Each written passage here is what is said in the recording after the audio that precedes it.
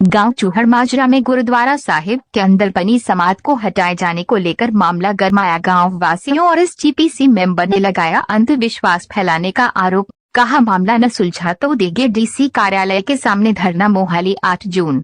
खरड़ विधानसभा के अधीन आने वाले गांव चूहड़ माजरा में स्थित गुरुद्वारा साहिब से एक समाध को हटाए जाने का मामला काफी गर्मा गया है। गांव में लगातार किए जा रहे अंधविश्वास के प्रचार प्रसार को रोकने के लिए गुरुद्वारा साहिब की प्रबंधक कमेटी के मेंबर, एसजीसीपी मेंबर, गुरुद्वारा अंब साहिब मोहाली और अत्याचार एवं भ्रष्टाचार फ्रंट पंजाब के प्रधान ने संयुक्त तौर पर आयोजित एक प्रेस वार्ता में बताया कि गांव के पूर्व सरपंच प्रीतम सिंह और मोहाली प्रशासन की दखल अंदाजी के चलते गांव का माहौल खराब हो रहा है। इसलिए गुरुद्वारा साहिब के अंदर किसी भी कीमत में समाध को नहीं रहने दिया जाएगा, क्योंकि जगह गुरुद्वारा साहिब की है।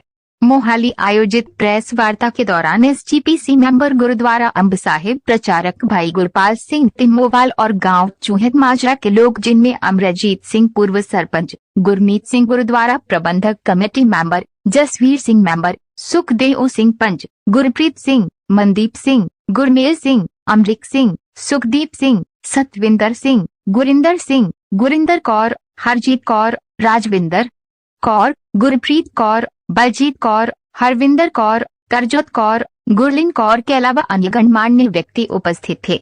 उन्होंने पत्रकारों के सवालों का जवाब देते हुए कहा कि समाध को हटाए जाने को लेकर जो भी कार्रवाई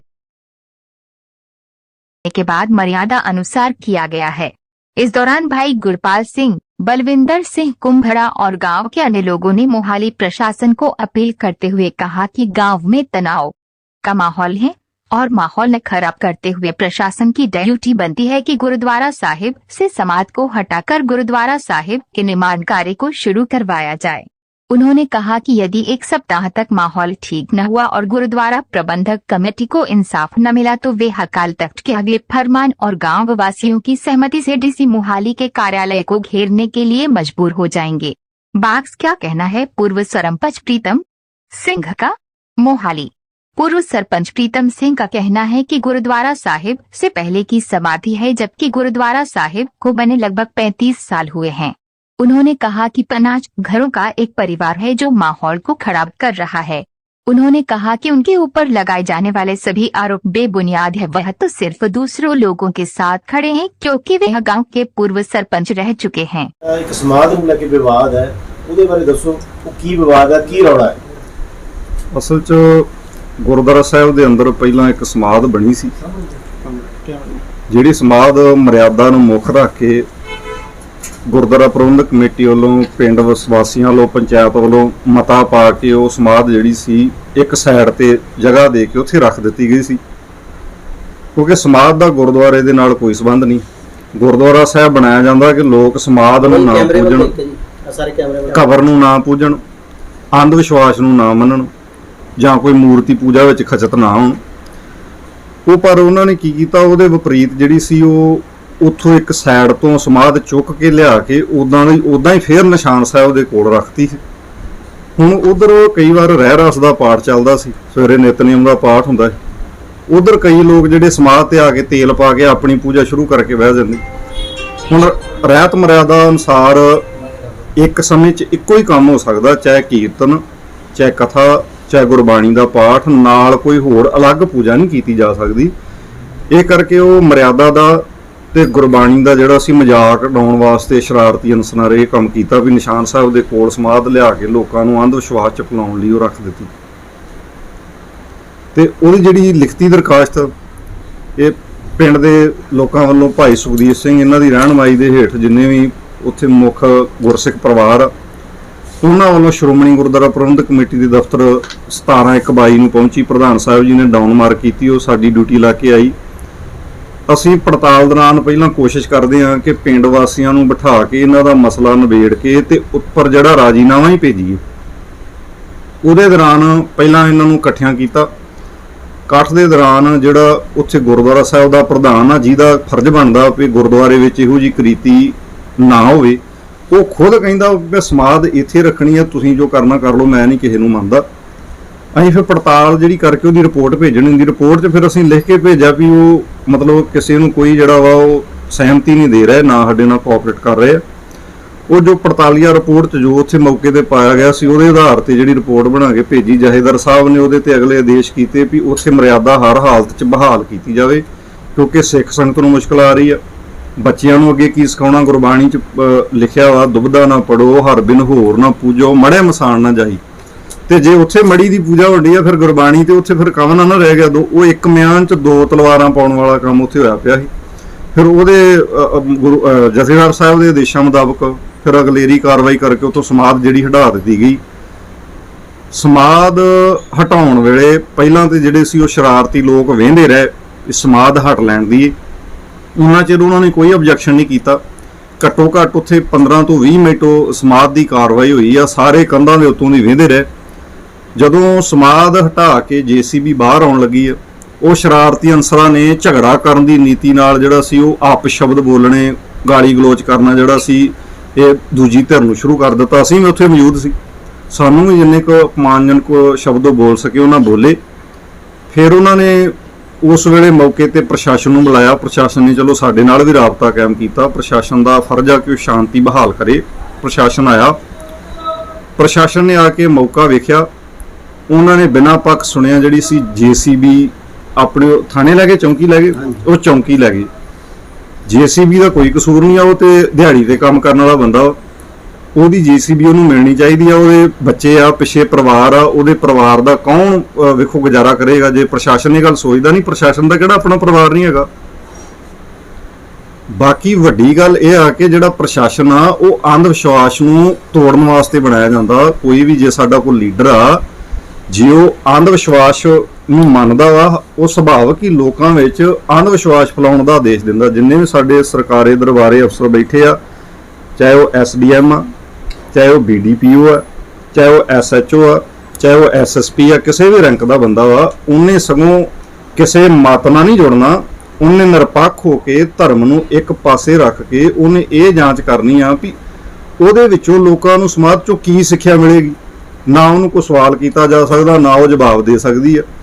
ਉਹ ਸਮਾਜ ਤੇ ਉਹ ਪੱਥਰ, ਉਹ ਟਾਇਲ ਲੱਗੀ ਆ ਜਿਹੜੀ ਟਾਇਲ ਆਪਾਂ ਘਰਾਂ ਦੇ ਵਿੱਚ ਬਾਥਰੂਮ ਚ ਲਾਉਂਦੇ ਆ। ਜਾਂ ਤਾਂ ਫਿਰ ਬਾਥਰੂਮ ਵਾਲੀ ਟਾਇਲ ਦੀ ਵੀ ਪੂਜਾ ਹੋਵੇ ਤੇ ਜਾਂ ਫਿਰ ਉਹ ਟਾਇਲਾਂ ਵਾਲੀ ਸਮਾਜ ਦੀ ਵੀ ਪੂਜਾ ਨਹੀਂ ਹੋਣੀ ਚਾਹੀਦੀ।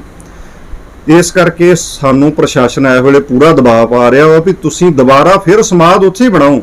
ਨਾ ਉਹਨਾਂ ਨੂੰ ਰਹਿਤ ਮਰਿਆਦਾ ਦਾ ਪਤਾ, ਨਾ ਉਹਨਾਂ ਨੂੰ ਗੁਰਦੁਆਰੇ ਐਕਟ ਦਾ ਪਤਾ, ਜਾਂ ਉਹਨਾਂ ਨੂੰ ਪਤਾ ਵਾ ਪਰ ਜਾਣ ਬੁੱਝ ਕੇ ਉਹ ਆਪਣੀ ਪਾਵਰ ਦੀ ਦੁਰਵਰਤੋਂ ਕਰਕੇ ਇਹਨਾਂ ਨੂੰ ਮਾਨਸਿਕ ਤੌਰ ਤੇ ਪਰੇਸ਼ਾਨ ਕਰ ਰਹੇ। ਇੱਕ ਤੇ ਉਦੋਂ ਦੀ JCB ਜਿਹੜੀ ਆ ਕੱਲ ਦੀ ਉਹਨਾਂ ਨੇ ਉੱਥੇ ਡੱਕੀ ਆ, ਉਹਦਾ ਟੱਬਰ ਸਾਰਾ ਟੈਨਸ਼ਨ ਦੇ ਵਿੱਚ ਆ। ਪ੍ਰਸ਼ਾਸਨ ਉਹਦੇ ਬਾਰੇ ਕੋਈ ਨਹੀਂ ਸੋਚ ਰਿਹਾ। ਦੂਸਰੇ ਪਾਸੇ JCB ਮੌਕੇ ਤੇ ਨਹੀਂ ਬਰਾਮਦ ਹੋਈ, JCB ਪਰਾਂ ਖੜੀ ਕਰਕੇ ਉਹ ਚਾਹ ਛਕ ਰਿਹਾ ਸੀ। ਨਾ ਤੇ ਕੋਈ ਉਹਨਾਂ ਨੇ ਮੌਕੇ ਤੇ ਅਰੈਸਟ ਕੀਤਾ ਹੋਵੇ ਕੋਈ ਬੰਦਾ ਮੌਕੇ ਤੇ, ਜੇ ਤੇ ਉਹ ਹੜਦੂੰਗ ਇਹ ਆਪੇ ਕ੍ਰੀਏਟ ਕਰਕੇ ਹੜਦੂੰਗ ਤੇ ਆਪੇ ਸਾਰਾ ਕੁਝ ਕੀਤਾ ਜਾ ਰਿਹਾ। ਉਹਦੇ ਹੁਣ ਦਬਾਅ ਬਣਾਇਆ ਜਾ ਰਿਹਾ ਵੀ ਦੁਬਾਰਾ ਸਮਾਧ ਬਣਾਈ ਜਾਵੇ, ਜਾਂ ਤੇ ਕੋਈ ਇਹਦਾ ਦਿਖਾਉਣ ਵੀ ਸਮਾਧ ਦਾ ਆ ਇਤਿਹਾਸ ਆ, ਇਹਦਾ ਆ ਮਾਂ ਆ, ਆ ਬਾਪ ਆ, ਇਹਨੇ ਆ ਕੁਰਬਾਨੀ ਕੀਤੀ ਆ, ਇਹ ਸਮਾਧ ਦੀ ਪਿੰਡ ਵਾਸੀਆਂ ਨੂੰ ਦੇਣ ਕੀ ਆ। ਵੱਡੀ ਗੱਲ ਇਹ ਆ ਗੁਰੂ ਗ੍ਰੰਥ ਸਾਹਿਬ 'ਚ 35 ਮਹਾਂਪੁਰਖ ਬੈਠੇ ਆ, ਉਹਨਾਂ ਦੀ ਦੇਣ ਆ। ਗੁਰੂ ਨਾਨਕ ਸਾਹਿਬ ਦੀ 19 ਰਾਗਾਂ 'ਚ ਬਾਣੀ ਦਰਜ ਆ, ਗੁਰੂ ਅੰਗਦ ਸਾਹਿਬ ਦੇ 63 ਸ਼ਲੋਕ ਆ, ਗੁਰੂ ਅਮਰਦਾਸ ਦੀ 17 ਰਾਗਾਂ 'ਚ ਬਾਣੀ ਦਰਜ ਆ, ਗੁਰੂ ਰਾਮਦਾਸ ਜੀ ਦੀ 30 ਰਾਗਾਂ 'ਚ ਬਾਣੀ ਦਰਜ ਆ, ਗੁਰੂ ਅਰਜਨ ਸਾਹਿਬ ਜੀ ਦੀ 30 ਰਾਗਾਂ 'ਚ ਬਾਣੀ ਦਰਜ ਆ, ਗੁਰੂ ਤੇਗ ਬਹਾਦਰ ਸਾਹਿਬ ਦੀ 15 ਰਾਗਾਂ 'ਚ ਬਾਣੀ ਦਰਜ ਆ, ਭਗਤ ਕਬੀਰ ਜੀ 15 ਭਗਤਾਂ ਦੀ ਬਾਣੀ ਦਰਜ ਆ। ਉਹਦੇ ਵਿੱਚ ਬ੍ਰਾਹਮਣ ਵੀ ਆ, ਖੱਤਰੀ ਵੀ ਆ, ਸ਼ੂਦਰ ਵੀ ਆ, ਵੈਸ਼ ਆ, ਸਾਰੇ ਬੈਠੇ। ਅਸੀਂ ਸਾਰਿਆਂ ਨੂੰ ਨਮਸਕਾਰ ਕਰਦੇ ਹਾਂ ਕਿਉਂਕਿ ਉਹਨਾਂ ਦੀ ਸਮਾਜ ਨੂੰ ਬਹੁਤ ਵੱਡੀ ਦੇਣ ਆ। ਹੁਣ ਜਿੰਦਾ ਬੰਦਾ ਜਦੋਂ ਮੁਰਦੇ ਦੀ ਸਮਾਧ ਗਾੜੇ ਹੱਥ ਜੋੜ ਕੇ ਖਲੋਂਦਾ ਜਾਂ ਮੁਰਦੇ ਦੀ ਕਬਰ ਤੇ ਹੱਥ ਜੋੜ ਕੇ ਖਲੋਂਦਾ, ਮਨੁੱਖਤਾ ਦਾ ਜਲੂਸ ਉਦੋਂ ਨਿਕਲਦਾ ਵੀ ਉਹ ਮੁਰਦਾ ਕਹਿੰਦਾ ਹੋਏਗਾ ਵੀ ਮੈਂ ਦੱਬੇ ਨੇ ਕੀ ਕਰ ਲੈਣ, ਤੂੰ ਜਿੰਦਾ ਹੀ ਕੁਝ ਨਹੀਂ ਕਰ ਰਿਹਾ। ਇਸ ਕਰਕੇ ਜੀਦੇ ਬੰਦੇ ਵਾਸਤੇ ਸ਼ਰਮਿੰਦਗੀ ਵਾਲੀ ਗੱਲ ਆ ਕਿ ਉਹ ਮੁਰਦੇ ਦੀ ਪੂਜਾ ਕਰੇ। ਇਸ ਕਰਕੇ ਮਰਿਆਦਾ ਨੂੰ ਧਿਆਨ 'ਚ ਰੱਖਦਿਆਂ ਸਾਰੀ ਕਾਰਵਾਈ ਕੀਤੀ ਗਈ ਹੈ। ਪ੍ਰਸ਼ਾਸਨ ਨੂੰ ਸਾਡਾ ਸਾਥ ਦੇਣਾ ਚਾਹੀਦਾ ਵੀ ਇਹ ਵਧੀਆ ਕੀਤਾ ਵੀ ਅੰਧ ਵਿਸ਼ਵਾਸ ਨੂੰ ਗੁਰਦੁਆਰੇ 'ਚੋਂ ਦੂਰ ਕੀਤਾ। ਪ੍ਰਸ਼ਾਸਨ ਸਗੋਂ ਸਮਾਧ ਬਣਾਉਣ ਦੀ ਥਾਂ ਕਹੇ ਲਾਇਬ੍ਰੇਰੀ ਬਣਾਓ। SDM ਸਾਹਿਬ ਜਾਂ BDPO ਜਾਂ ਕੋਈ ਵੀ ਮੰਤਰੀ ਇਹਨਾਂ ਨੂੰ ਗ੍ਰਾਂਟ ਦੇਵੇ ਵੀ ਲਓ ਭਾਈ ਤੁਸੀਂ ਸਮਾਧ ਢਾਤੀ ਆ, ਇੱਥੇ ਲਾਇਬ੍ਰੇਰੀ ਬਣਾਓ, ਬੱਚੇ ਪੜ੍ਹਨਗੇ, ਕੀਰਤਨ ਵਿਦਿਆਲਾ ਖੋਲੋ, ਬੱਚੇ ਕੀਰਤਨ ਸਿੱਖਣ।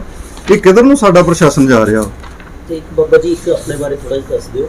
ਤੇ ਜਿਹੜੀ ਆਪਣੇ ਵੱਲੋਂ ਕਾਰਵਾਈ ਜਿਹੜੀ ਉੱਪਰ ਲਿਖ ਕੇ ਪੜਤਾਲ ਕਰਨ ਤੋਂ ਬਾਅਦ ਰਿਪੋਰਟ ਭੇਜੀ ਗਈ, ਉਹਦੇ ਵਿੱਚ ਮੇਨ ਮੋਟਿਵ ਇਹੀ ਸੀਗਾ ਕਿ ਵੀ ਅੰਧ ਵਿਸ਼ਵਾਸ ਨਾ ਫੈਲੇ ਤਾਂ ਇਹਨੂੰ ਹਟਾਇਆ ਜਾਵੇ। ਹਾਂਜੀ ਇਹੀ ਸੀਗਾ ਇਹਦੇ ਪਿੱਛੇ? ਹਾਂਜੀ, ਇਹਦੇ ਪਿੱਛੇ ਆਪਣੇ ਬਾਰੇ ਥੋੜਾ ਦੱਸ ਦਿਓ। ਇਹ ਵੇਖੋ ਜੀ, ਮੇਰੇ ਬਾਰੇ ਤੇ ਜਾਣ ਕੇ ਕੋਈ ਫਾਇਦਾ ਨਹੀਂ ਹੈ ਵੀ ਮੈਂ ਤੇ ਇੱਕ ਗੁਰੂ ਘਰ ਵੇਖੋ ਜੀ, ਮੈਂ ਪ੍ਰਚਾਰਕ ਗੁਰਦੁਆਰਾ ਸ਼੍ਰੋਮਣੀ ਗੁਰਦੁਆਰਾ ਪ੍ਰਬੰਧਕ ਕਮੇਟੀ ਦੇ ਵਿੱਚ ਬਤੌਰ ਪ੍ਰਚਾਰਕ ਡਿਊਟੀ ਨਿਭਾ ਰਿਹਾ।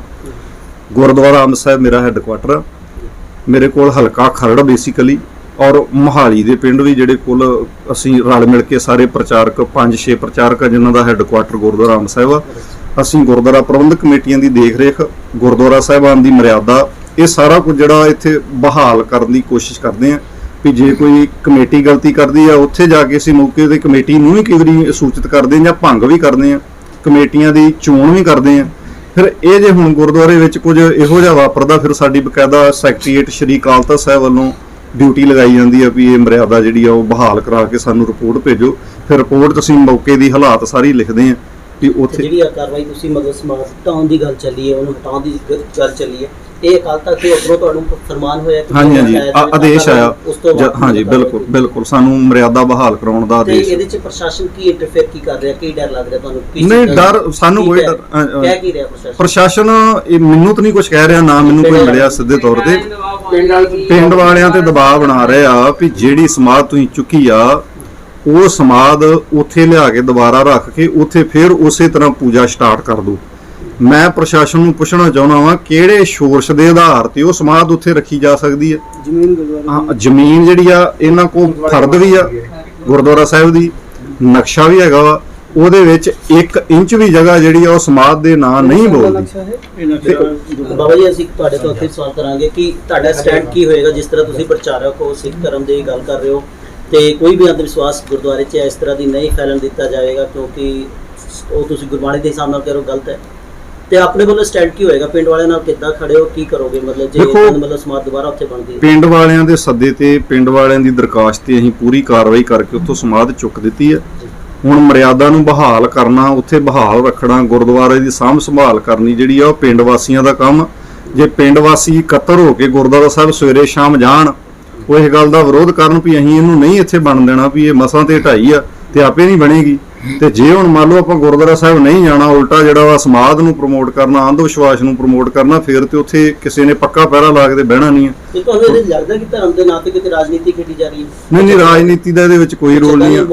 ਨਹੀਂ, ਵੇਖੋ ਅਸੀਂ ਪੜਤਾਲ ਦੇ ਦੌਰਾਨ ਪਹਿਲਾਂ ਇਹੋ ਜਾਂਚ ਕਰਦੇ ਹਾਂ ਕਿ ਕੋਈ ਸੰਸਥਾ ਨੂੰ ਮਿਸਗਾਈਡ ਨਾ ਕਰੇ, ਸਾਡੇ ਕੋਲ ਵੀ ਕੋਈ ਜਿਹੜਾ ਜਿਹੜੀ ਪੜਤਾਲ ਜਿਹੜੀ ਉਹਦੀ ਰਿਪੋਰਟ ਨਾ ਭੇਜੀ ਜਾਵੇ। ਇਹ ਕਰਕੇ ਉਹਨੂੰ ਪਹਿਲਾਂ ਅਸੀਂ ਘੋਖਦੇ ਹਾਂ, ਪੜਤਾਲਦੇ ਹਾਂ, ਲਾਗੇ ਪਾਸੇ ਸਾਰਿਆਂ ਨੂੰ ਪੁੱਛਿਆ ਜਾਂਦਾ, ਲਾਗੇ ਬੰਨੇ ਪਿੰਡਾਂ ਨੂੰ ਵੀ ਪੁੱਛਿਆ ਜਾਂਦਾ ਵੀ ਬੰਦੇ ਜਿਹੜੇ ਆ ਉਹ ਤੁਹਾਡੇ ਵੱਲੋਂ ਮਤਲਬ ਬਿਲਕੁਲ ਸਹੀ ਰਿਪੋਰਟ ਭੇਜੀ ਗਈ। ਕੁੰਬਲਾ ਸਾਹਿਬ ਕੀ ਕਹਿਣਾ ਚਾਹੋਗੇ ਇਸ ਮਾਮਲੇ ਦੇ? ਮੈਂ ਅਤਿਆਚਾਰ ਤੇ ਭ੍ਰਿਸ਼ਟਾਚਾਰ ਵਿਰੋਧੀ ਪੰਜਾਬ ਦੇ ਪ੍ਰਧਾਨ ਹੋਣ ਦੇ ਨਾਤੇ, ਜਿਵੇਂ ਅੱਜ ਪ੍ਰੈਸ ਰਾਹੀਂ, ਮੀਡੀਆ ਰਾਹੀਂ ਬਾਬਾ ਜੀ ਨੇ ਦੱਸੀ ਜਾ ਕੇ ਮੌਕੇ ਦੀ ਸਥਿਤੀ, ਤਾਂ ਕਿ ਇਹਨਾਂ ਦੀ ਡਿਊਟੀ ਹੈ ਜਿਹੜੀ ਅਕਾਲ ਤਖ਼ਤ ਸਾਹਿਬ ਤੋਂ ਲੱਗੀ ਸੀ, ਇਹਨਾਂ ਨੇ ਆਪਣੀ ਡਿਊਟੀ ਨਿਭਾਉਂਦੇ ਹੋਏ, ਕਰਦੇ ਹੋਏ, ਜੋ ਮੌਕੇ ਦੀ ਰਿਪੋਰਟ ਹੈ, ਪਿੰਡ ਵਾਸੀਆਂ ਦੀ ਭਾਵਨਾ ਨੂੰ ਬਚਦੇ ਹੋਏ ਸਾਰੀ ਜਿਹੜੀ ਮੌਕੇ ਤੇ ਕਾਰਵਾਈ ਕੀਤੀ। ਪਰ ਇਹ ਪ੍ਰਸ਼ਾਸਨ ਦੀ ਜਿਹੜੀ ਹੈ ਨਲਾਇਕੀ, ਇਹ ਅੱਜ ਪਹਿਲੀ ਵਾਰ ਨਹੀਂ ਮੈਂ ਕਹਿ ਸਕਦਾ, ਬਹੁਤ ਵਾਰੀ ਜਿਹੜੀ ਪ੍ਰਸ਼ਾਸਨ ਅਨੁਸ਼ਾਸਨ ਦੀ ਜਿਹੜਾ ਕੁਰਸੀ ਦਾ ਨਸ਼ਾ ਇਹ ਅਫਸਰਾਂ ਨੂੰ ਹੋਇਆ, ਇਹ ਸ਼ਾਇਦ ਮਰਿਆਦਾ ਨੂੰ ਭੁੱਲ ਜਾਂਦੇ ਨੇ। ਤੇ ਗੱਲ ਉੱਥੇ ਦੀ ਕਰਦੀ ਹੈ ਪਿੰਡ ਚੋੜ ਮਾਜਰੇ ਦੀ, ਇਹ ਤਕਰੀਬਨ ਲਗਭਗ 1 ਸਾਲ ਤੋਂ ਬਾਅਦ ਮੇਰੇ ਧਿਆਨ 'ਚ, ਮੇਰੇ ਕੋਲ 4 ਵਾਰੀ ਮੀਟਿੰਗ ਇੱਥੇ ਹੋਲੀ, ਤੇ ਮੀਟਿੰਗ 'ਚ ਇੱਥੇ ਜਿਹੜਾ ਪ੍ਰੀਤਮ ਸਿੰਘ ਸਾਬਕਾ ਸਰਪੰਚ ਹੈ ਪਿੰਡ ਦਾ, ਉਹ ਕੁਝ ਸ਼ਰਾਰਤੀ ਅਨਸਰਾਂ ਨੂੰ ਲੈ ਕੇ ਉਹਨੇ ਪਿੰਡ 'ਚ ਜਿਹੜਾ ਹੈ ਵਿਵਾਦ ਪਾ ਕੇ ਪਿੰਡ ਦਾ ਮਾਹੌਲ ਖਰਾਬ ਕਰ ਰਿਹਾ, ਜਿਹਦੇ ਖਿਲਾਫ ਪਹਿਲਾਂ ਵੀ ਉਹ ਦਰਖਾਸਤਾਂ ਮੈਨੂੰ ਲੱਗਦੀ ਕਈ ਵਾਰੀ ਹੋਈਆਂ, ਸਾਰਾ ਕੁਝ ਹੋਇਆ। ਤੇ ਹੁਣ ਜਿਹੜਾ ਐਸਡੀਐਮ ਖਰੜ ਦੀ ਗੱਲ ਕਰਦੇ ਨੇ, ਅੱਜ ਇਹਨਾਂ ਨੇ ਸਵੇਰੇ ਆ ਕੇ ਮੇਰੇ ਕੋਲ 10 ਵਜੇ ਬੇਨਤੀ ਕੀਤੀ ਹੈ ਵੀ ਸਾਨੂੰ ਇੱਕ ਤਾਂ ਸਾਡੀ ਜੀਸੀਬੀ ਅੰਦਰ ਕਰਤੀ, ਦੂਜਾ ਸਾਨੂੰ ਪਰਚਾ ਦਰਜ ਕਰਨ ਦੀ ਧਮਕੀਆਂ ਮਿਲ ਰਹੀਆਂ। ਉਸ ਐਸਡੀਐਮ ਨੂੰ ਮੈਂ ਕਹਿਣਾ ਚਾਹੁੰਦਾ, ਥੋੜੇ ਦਿਨ ਪਹਿਲਾਂ ਹੀ ਉਸੇ ਐਸਡੀਐਮ ਤੋਂ ਕੰਨ ਤੋਂ ਫੜ ਕੇ ਅਸੀਂ ਮੱਕੜਿਆਂ ਪਿੰਡ ਦੀ ਸੜਕ ਠੀਕ ਕਰਾਈ ਹੈ। ਉਸੇ ਐਸਡੀਐਮ ਨੂੰ ਇਹ ਨਾ ਹੋਏ ਦੁਬਾਰਾ ਅਸੀਂ ਕੰਨ ਤੋਂ ਫੜ ਕੇ ਫਿਰ ਗੁਰਦੁਆਰੇ ਵਿਵਾਦ ਦੀ ਜਿਹੜੀ ਹੈ ਜਗ੍ਹਾ ਉਹਨੂੰ ਬਹਾਲ ਕਰਾਉਣ ਵਾਸਤੇ ਆ ਧਾਰਮਿਕ ਮਾਮਲੇ 'ਚ ਅਸੀਂ ਨਾ ਦਖਲਅੰਦਾਜ਼ੀ ਦਈਏ ਤਾਂ ਬਹੁਤਾ ਸਾਨੂੰ ਫਾਇਦਾ ਹੋਊਗਾ ਵੀ ਅਸੀਂ ਨਾ ਧਰਮ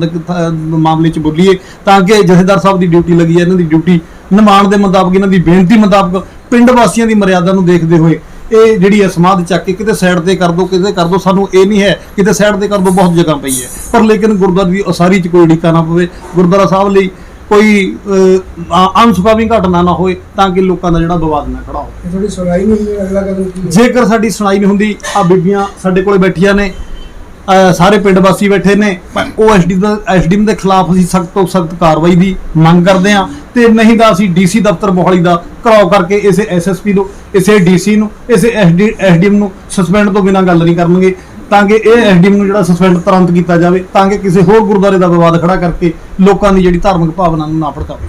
ਜੇ ਤੁਹਾਨੂੰ ਲੱਗਦਾ ਹੈ ਕਿ ਕੁੰਬਲਾ ਸਾਹਿਬ ਦੇ ਵਿੱਚ ਕੋਈ ਪੋਲੀਟੀਕਲ ਕੁਝ ਹੈ ਇਸ ਤਰ੍ਹਾਂ ਦੀ Political- ਮਤਲਬ ਕੁਝ ਕੀਤਾ ਜਾ ਰਿਹਾ ਹੈ? ਪੋਲੀਟੀਕਲ ਇਸ ਤਰ੍ਹਾਂ, ਜਿਹੜਾ ਉਹ ਪ੍ਰੀਤਮ ਸਿੰਘ ਦੀ ਗੱਲ ਕਰੀਏ, ਸਾਬਕਾ ਸਰਪੰਚ ਦੀ, ਪਹਿਲਾਂ ਉਹ ਅਕਾਲੀ ਦਲ ਨਾਲ ਅਟੈਚ ਸੀ, vice chairman market committee Kharar ਦਾ ਵੀ ਚੇਅਰਮੈਨ ਰਿਹਾ, ਤੇ ਮੈਨੂੰ ਚੰਗੀ ਤਰ੍ਹਾਂ 20 ਸਾਲ ਤੋਂ ਪਿਛਲੇ ਤੋਂ ਜਾਣਦਾ ਹੈ, ਤਾਂ ਕਿ ਪਿੰਡ ਦੇ ਲੋਕਾਂ ਨੂੰ, ਅਸੀਂ ਨਹੀਂ ਕਹਿੰਦੇ ਕਿਸੇ ਪਿੰਡ 'ਚ ਦਖਲਅੰਦਾਜ਼ੀ ਦੇ ਕੇ ਇਹ ਲੋਕਾਂ ਨੂੰ ਜਿਹੜਾ ਗੁੰਮਰਾਹ ਕਰਕੇ ਗਲਤ ਰਸਤੇ ਪਾਈਏ।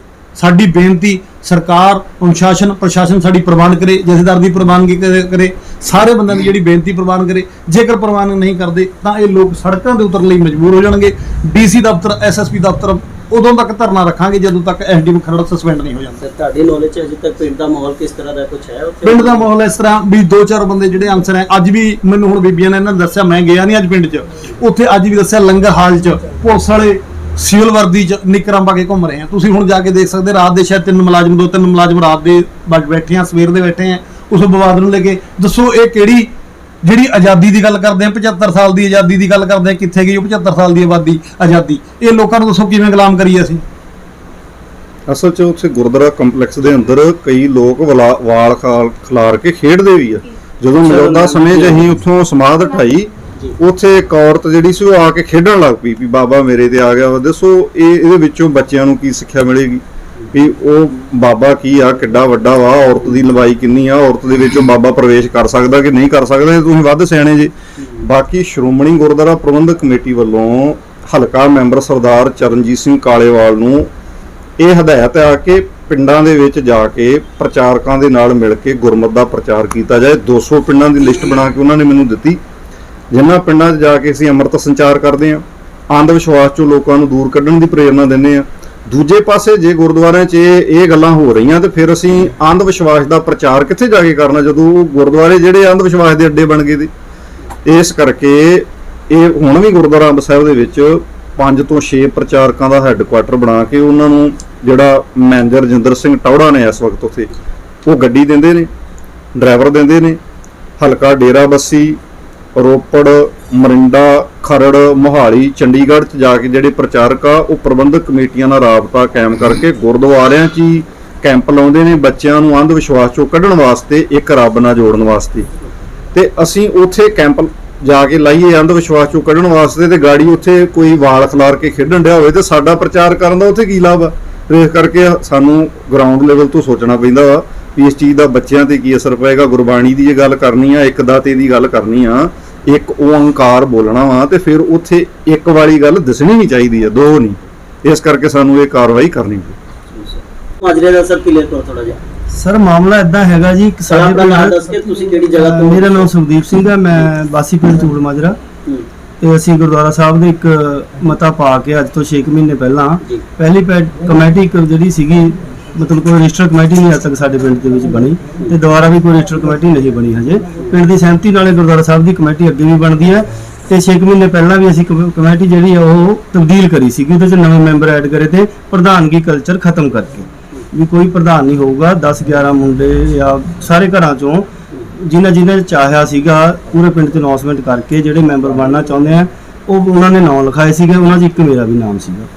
ਤੇ ਅਸੀਂ ਉੱਥੇ ਉਹ ਜਿਹੜਾ ਪ੍ਰਧਾਨਗੀ ਕਲਚਰ ਖਤਮ ਕਰ ਦਿਆ ਸੀਗਾ ਉਸ ਦਿਨ 6 ਮਹੀਨੇ ਪਹਿਲਾਂ ਤੇ ਨਵੇਂ ਮੈਂਬਰ ਬਣਾ ਲਏ ਸੀਗੇ। ਤੇ ਅਸੀਂ ਪ੍ਰਧਾਨ ਤੋਂ ਤੇ ਉਸ ਤੋਂ ਬਾਅਦ 2-3 ਮਹੀਨੇ ਲੰਘੇ ਵੀ ਹਿਸਾਬ ਦੇ ਜਾਂ ਜੋ ਪੈਸਾ ਫੰਡ ਆ, ਦੋ ਆਪਾਂ ਬਿਲਡਿੰਗ ਦਾ ਕੰਮ ਇੱਕ ਸਟਾਰਟ ਕਰਨਾ ਹੈ। ਉਸੇ ਦਿਨ ਇੱਕ ਅਸੀਂ ਉੱਥੇ ਇੱਕ ਪੁਰਾਣੀ ਕੋਈ ਸਮਾਧ ਬਣੀ ਹੋਈ ਸੀਗੀ ਛੋਟੀ ਜੀ 7x9 ਦਾ ਇੱਕ ਕਮਰਾ, ਉਹਨੂੰ ਉੱਥੇ 2 ਮਤੇ ਉਸ ਦਿਨ ਪਾਏ ਅਸੀਂ, ਇੱਕ ਮੈਂਬਰਾਂ ਦਾ, ਨਵੇਂ ਮੈਂਬਰਾਂ ਦਾ, ਤੇ ਇੱਕ ਸਮਾਧ ਨੂੰ ਉੱਥੋਂ ਸ਼ਿਫਟ ਕਰਨ ਦਾ, ਜਿਹਦੇ ਵਿੱਚ ਤਕਰੀਬਨ ਜਿੰਨੇ ਉੱਥੇ 20-25 ਬੰਦੇ ਸੀਗੇ ਉਹਨਾਂ ਨੇ ਸਾਈਨ ਕਰੇ ਸਹਿਮਤੀ ਦੇ ਵੀ ਇਹ ਸਮਾਧ ਸਾਈਡ ਕੀਤੀ ਜਾਵੇ। ਫਿਰ ਉਸ ਤੋਂ ਬਾਅਦ ਅਸੀਂ ਉਹ ਮਤੇ ਤੋਂ 10-20 ਦਿਨ ਬਾਅਦ ਜਿਵੇਂ ਵੀ ਕੰਮ ਦੇ ਵਿੱਚੋਂ ਟਾਈਮ ਲੱਗਿਆ ਉਹ ਸਮਾਧ ਉਹ ਸ਼ਿਫਟ ਕਰ ਦਿੱਤੀ ਗਈ। ਜਿਹੜੇ ਗੁਰਦੁਆਰਾ ਸਾਹਿਬ ਦੇ ਪਹਿਲਾਂ ਹੀ ਕੋਈ ਇੱਕ ਸਾਈਡ ਤੇ 4 ਕਮਰੇ ਸੀ ਉਹਨਾਂ ਦੇ ਵਿੱਚ ਉਹ ਸਾਈਡ ਤੇ ਸ਼ਿਫਟ ਕਰਨ ਤੋਂ ਉਪਰੰਤ 20-25 ਦਿਨ ਜਿਹੜੀ ਸੰਗਤ ਹੈ, ਜਿਹੜੀ ਸੰਗਤ ਗੁਰਦੁਆਰੇ ਆਉਂਦੀ ਗੁਰਦੁਆਰੇ ਜਾਂਦੀ ਸੀਗੀ, ਜਿਹਨੇ ਸਮਾਧ ਤੇ ਜਾਣਾ ਸੀਗਾ ਸਮਾਧ ਤੇ, ਉਸ ਨਵੀਂ ਸਮਾਧ ਤੇ ਲੋਕ ਜਾਣ ਲੱਗ ਗਏ ਤੇ ਮੱਥਾ ਟੇਕਣ ਲੱਗ ਗਏ। ਇਹ ਵਿੱਚੋਂ ਇੱਕ ਸਾਡੇ ਪਿੰਡ ਦੇ ਪ੍ਰੀਤਮ ਸਿੰਘ ਮੋਹਾਲੀ ਰਹਿੰਦਾ ਹੈ, ਉਹ ਥੋੜਾ ਜਿਹਾ ਆਪਣਾ ਪੋਲੀਟੀਕਲ ਲੈਵਲ ਜਾਂ ਸਟੰਟ ਆਪਣਾ ਜਾਂ ਆਪਣੇ ਆਪ ਨੂੰ ਮਸ਼ਹੂਰ ਰੱਖਣ ਦੇ ਮਾਰੇ ਉਹ ਪਿੰਡ ਵਾਲਿਆਂ ਨੂੰ ਗੁੰਮਰਾਹ ਕਰਕੇ ਉਹਨੇ ਰਾਤੇ ਰਾਤ ਚੁਕਾ ਕੇ ਉਸ ਜਗ੍ਹਾ ਤੇ ਫੇਰ ਰੱਖ ਦਿੱਤੀ। ਉਹੀ ਸਮਾਧ ਉੱਥੋਂ ਚੱਕ ਕੇ ਰੱਖ ਦਿੱਤੀ, ਉਹਨੇ ਵਿਵਾਦ ਖੜਾ ਕਰ ਦਿਆ। ਉਸ ਦਿਨ ਦਾ ਹੀ ਇਹ ਵਿਵਾਦ ਚੱਲ ਰਿਹਾ। ਫਿਰ ਅਸੀਂ ਸਰਦਾਰ ਆਪਣਾ Charanjit Singh ji Kalewal, member SGPC Shiromani committee, ਉਹਨਾਂ ਨੂੰ ਅਸੀਂ ਇੱਕ ਮਤਲਬ ਮਿਲੇ, ਉਹਨਾਂ ਨੇ ਸਾਨੂੰ ਸੇਧ ਦਿੱਤੀ। ਫਿਰ ਅਸੀਂ ਅਕਾਲ ਤਖਤ ਸਾਹਿਬ ਅਸੀਂ ਇੱਕ ਐਪਲੀਕੇਸ਼ਨ ਦਿੱਤੀ, ਜਿਹੜੀ 17/1/2022 ਨੂੰ ਅਸੀਂ ਉੱਥੇ ਦੇ ਕੇ ਆਏ ਜਾ ਕੇ ਹਰਿਮੰਦਰ ਸਾਹਿਬ। ਉਹਨਾਂ ਤੋਂ ਬਾਅਦ ਸਾਡੇ ਇੱਕ ਆਪਣੇ ਬਾਬਾ ਜੀ ਭਾਈ ਗੁਰਪਾਲ ਸਿੰਘ ਜੀ ਖਾਲਸਾ, ਉਹ ਤਾਂ ਠੀਕ ਹੈ, ਸਾਰੀ ਗੱਲਬਾਤ ਹੋ ਚੁੱਕੀ ਹੈ। ਹਾਂਜੀ। ਤੁਹਾਡਾ ਸਟੈਂਡ ਕੀ ਹੋਏਗਾ? ਤੁਸੀਂ ਗੁਰਦੁਆਰਾ ਕਮੇਟੀ ਦੇ ਜਿਹੜੇ ਜਿਹੜਾ ਸਾਡਾ ਸਟੈਂਡ ਇਹੀ ਮੈਂ ਤੁਹਾਨੂੰ ਦੱਸਦਾ ਜੀ, ਸਟੈਂਡ ਨਹੀਂ ਹੈਗਾ ਜੀ। ਇੱਕ ਅਸੀਂ ਰੋਜ਼ ਅਰਦਾਸ ਦੇ ਵਿੱਚ ਬਚਨ ਪੜ੍ਹਦੇ ਆ, ਜਿਨ੍ਹਾਂ ਸਿੰਘਾਂ ਨੇ ਗੁਰਦੁਆਰਿਆਂ ਦੀ ਸੇਵਾ ਲਈ ਕੁਰਬਾਨੀਆਂ ਕੀਤੀਆਂ, ਧਰਮ ਨਹੀਂ ਹਾਰਿਆ ਸੀ, ਕਿਸੇ ਕਿਸਾਂ ਸੋਸਾਂ ਨਾਲ ਨਿਭਾਈ। ਉਸ ਬੋਲ ਦੇ ਤਹਿਤ ਸਾਰੀ ਸਿੱਖ ਸੰਗਤ ਦੇ ਵਿੱਚ ਰੋਸ ਹੈ।